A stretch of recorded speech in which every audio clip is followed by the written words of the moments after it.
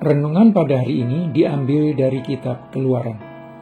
Demikian firman Tuhan yang disampaikan di dalam Keluaran 14 ayat 19 dan 20. Kemudian bergeraklah malaikat Allah yang tadinya berjalan di depan tentara Israel, lalu berjalan di belakang mereka, dan tiang awan itu bergerak dari depan mereka, lalu berdiri di belakang mereka.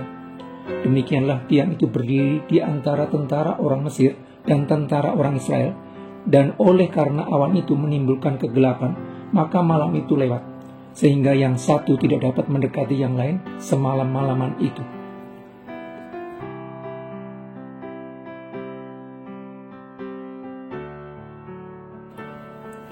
Beberapa hari setelah meninggalkan Mesir, orang Israel yang dipimpin Musa dikejar oleh pasukan Mesir yang dipimpin Fir'aun. Pasukan Mesir yang terdiri dari 600 kereta berkuda berhasil menyusul dan mendekati orang Israel, sehingga sangat ketakutanlah orang Israel. Di dalam ketakutan yang besar akibat dugaan akan segera mati di padang gurun karena akan dibunuh pasukan Mesir, orang Israel melontarkan penyesalan mereka meninggalkan Mesir. Kekhawatiran atas kesulitan besar yang dihadapi setelah dibebaskan dari perbudakan Mesir mendorong mereka menyalahkan Musa yang telah membebaskan mereka dari bangsa yang telah memperbudak mereka ratusan tahun. Bahkan mereka merasa lebih baik tinggal tetap sebagai budak Mesir dibandingkan menjadi orang bebas yang menghadapi kesulitan di padang gurun.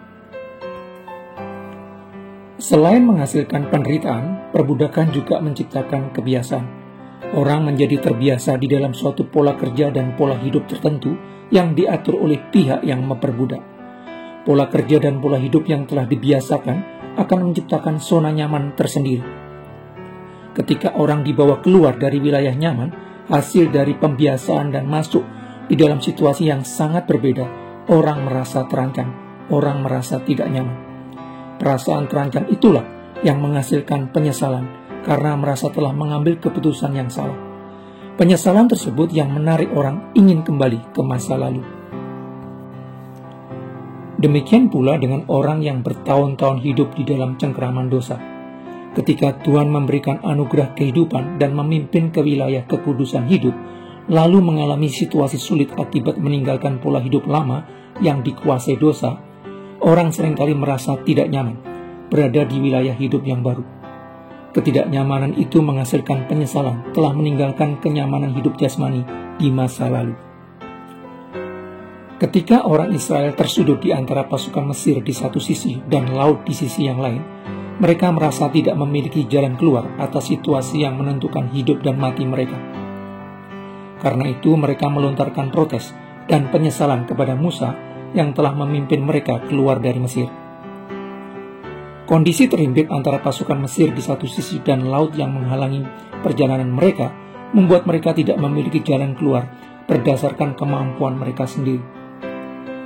Pada saat orang Israel tidak mampu menyelesaikan sendiri persoalan berat yang mereka miliki, menjadi kesempatan Tuhan untuk mengambil alih. Karena pembebasan orang Israel dari perbudakan Mesir hanya bisa terjadi ketika Tuhan mengambil alih pekerjaan tersebut. Di dalam situasi kritis tersebut, Tuhan meminta supaya orang Israel tetap berdiri di jalan yang disiapkannya. Perkataan Tuhan tersebut ditindaklanjuti dengan tindakan malaikat Allah yang menggeser posisinya. Malaikat Allah yang berwujud tiang awan yang sebelumnya bergerak di depan orang Israel, sekarang berpindah ke belakang orang Israel. Tiang awan itu sekarang berada di antara orang Israel dan pasukan Mesir.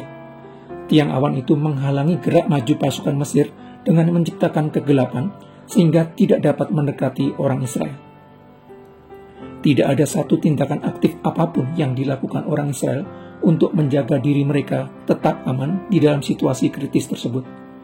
Karena malaikat Allah menjaga dengan menghalangi pasukan Mesir mendekat, orang Israel tetap aman. Di dalam situasi sulit kehidupan merupakan hal yang lumrah orang menginginkan jalan keluar logis. Di dalam situasi sulit kehidupan merupakan hal yang dianggap baik kalau mengambil tindakan aktif sebagai upaya untuk keluar dari persoalan sulit yang dihadapi.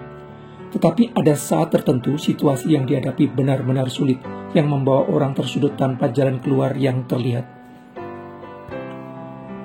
Demikian pula ketika kita menghadapi persoalan berat, pekerjaan, keuangan, kesehatan, rumah tangga, yang tidak dapat kita selesaikan sendiri menjadi kesempatan Tuhan untuk mengambil alih. Karena itu, pada saat tertentu kita perlu belajar melihat tangan Tuhan bekerja di dalam persoalan yang kita hadapi. Terkadang jalan keluar dari persoalan berat yang kita hadapi hanya bisa kita dapatkan ketika Tuhan mengambil alih persoalan tersebut.